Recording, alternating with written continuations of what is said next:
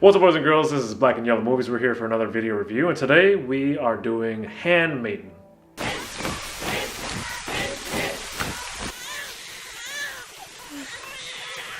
Handmaiden is a love story and revenge thriller set in Korea in the 1930s when it was occupied by Japan. A young girl by the name of Suki is hired as a handmaiden to a Japanese heiress, Lady Hideko.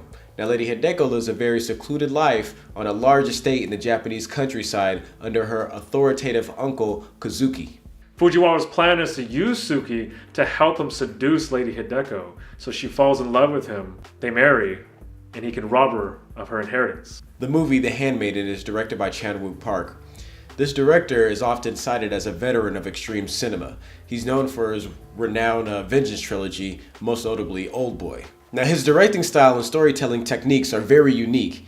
He gives you these characters with very deep emotional resonance and very clear-cut motives. But as the story progresses, you realize these motives have way more layers to them. It's not just a very black and white sketching.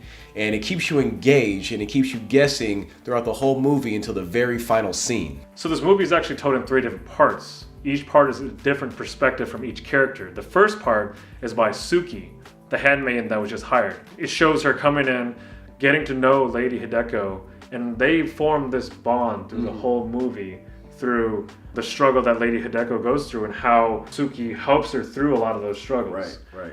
Now, part 2 is from the second perspective, which is from Lady Hideko. And you get so much more information from this part than you do the first part. Like I said, the first part is a very general story.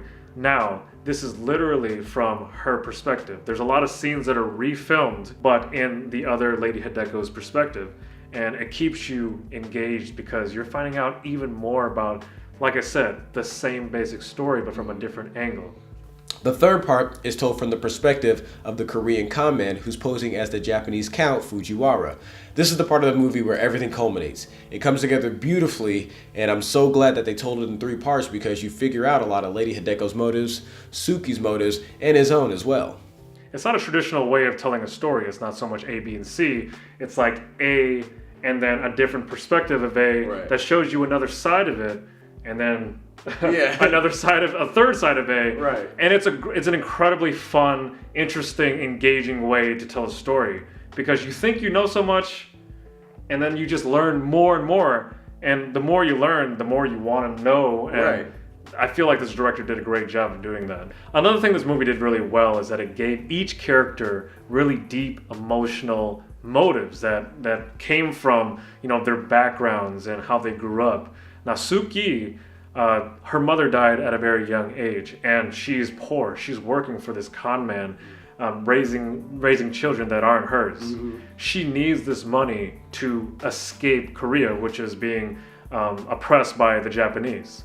Now, one thing we really loved about this movie was the cinematography. It was amazing. Shots throughout were just spellbinding. And then you also have some great transitions through shapes, colors, just textures in general that really bring the movie alive. Like you said, it's almost like, you're just kind of swimming in it. You're kind of just indulging yourself, and it's so nice.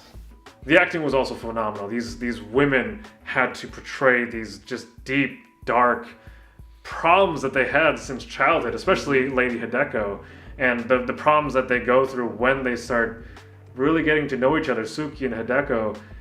These 2 actresses did it seamlessly. I love Lady Hideko, how you start to get a little bit more of her motive and how her facial expressions just kind of change in a heartbeat.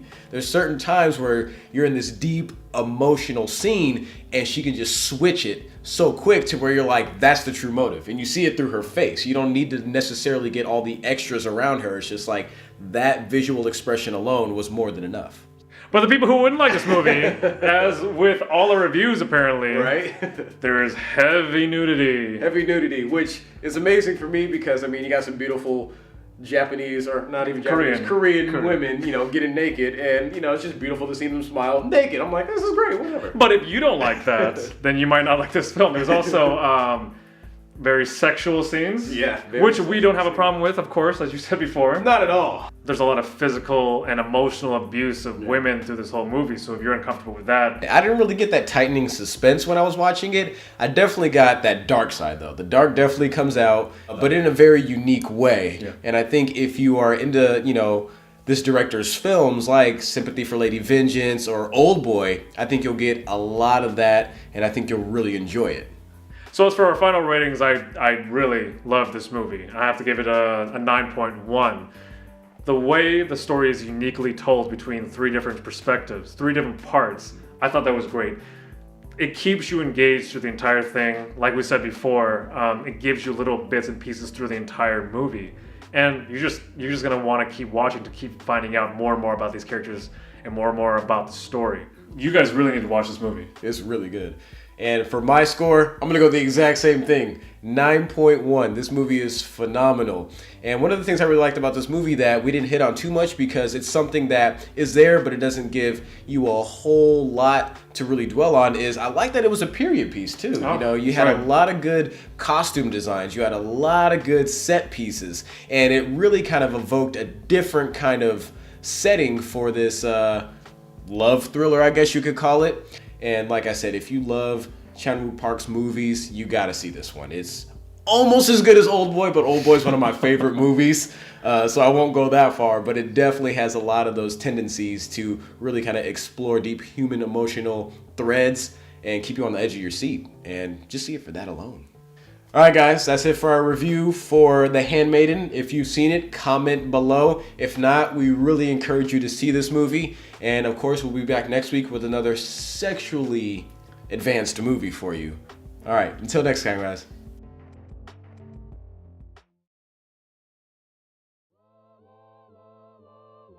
What's up, boys and girls? This is Black and Yellow Movies. We're here for another video review. Today we're gonna do Red Turtle. Red Turtle.